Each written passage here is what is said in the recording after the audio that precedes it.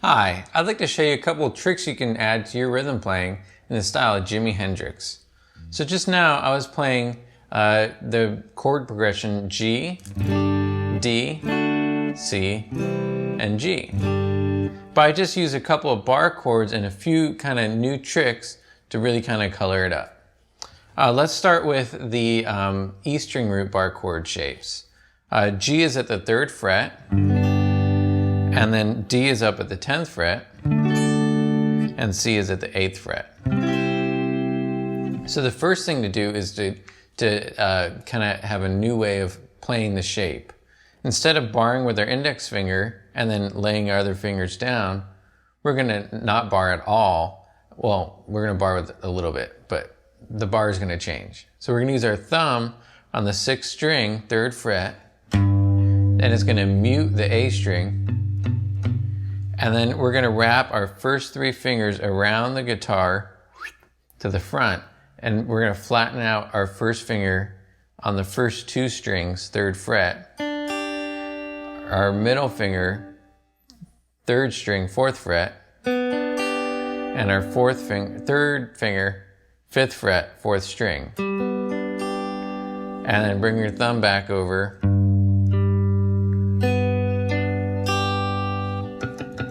Muting the A string there. So this can be a little awkward at first. It's kind of like breaking the rules of technique from when you're first starting. You're like gripping the guitar like with your fist, you're using your thumb. Some fingers are barred, some fingers are curled.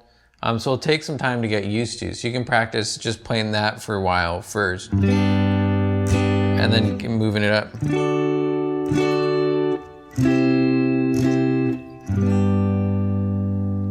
All right, and so these tricks were actually first shown to me with this exercise by a guitar teacher I had, Dale Turner. His exercise was like this. You hit the root, then you hit the chord, and then you do 2 beats of fill.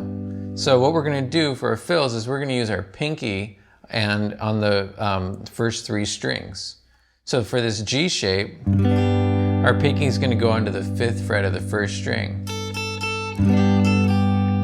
Also the 5th fret of the 2nd string, and the 5th fret of the 3rd string. And so this is kind of adding notes from the pentatonic scale to the bar chord, except that the 4th isn't in the pentatonic, but it's a good note for this case. So then you can practice that. Let's try it out a little bit.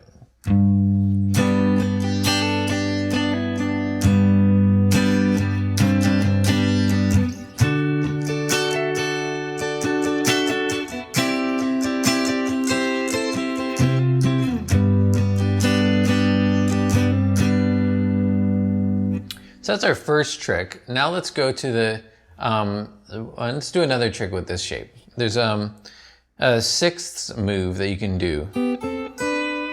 That sounds pretty cool. And it's on the G and the E strings, the 1st and 3rd strings. And you're gonna start at the 3rd fret with your 1st finger, 1st string. 4th fret with your 2nd finger, 3rd string. So that's your first part of it, and then it's gonna go to your ring and pinky fingers, 3rd and 4th fingers, 5th fret of the 1st and 3rd strings. So that's your pinky on the 5th fret of the 1st string, ring finger on the 5th fret, 3rd string. So that's index middle, 1st and 3rd strings, ring pinky, 5th fret, 1st and 3rd strings, and then slide that up to the 7th fret. And so you can play with how you attack this.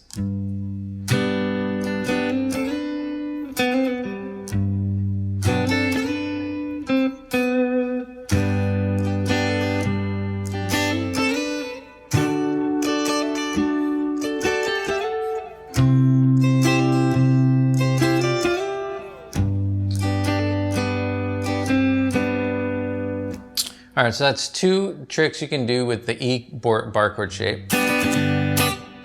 Now let's do some stuff with the A string bar chord shape. So same chord progression, G would now be at the 10th fret. And then D is at the 5th fret, and C is at the 3rd fret. Let's start with C to do our examples. So for this bar chord, I'm barring at the 5th fret here.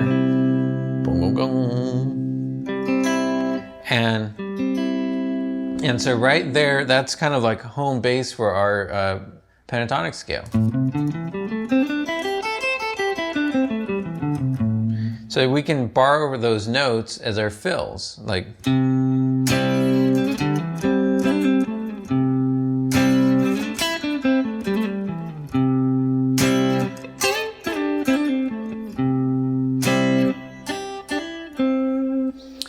So basically what I'm doing is I'm doing that same example, root, chord, to beat, fill.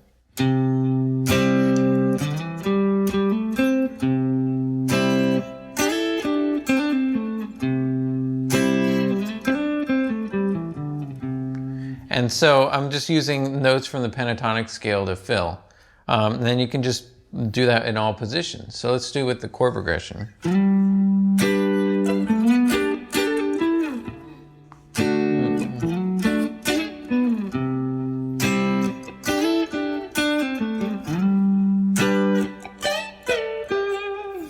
And then you mix it up.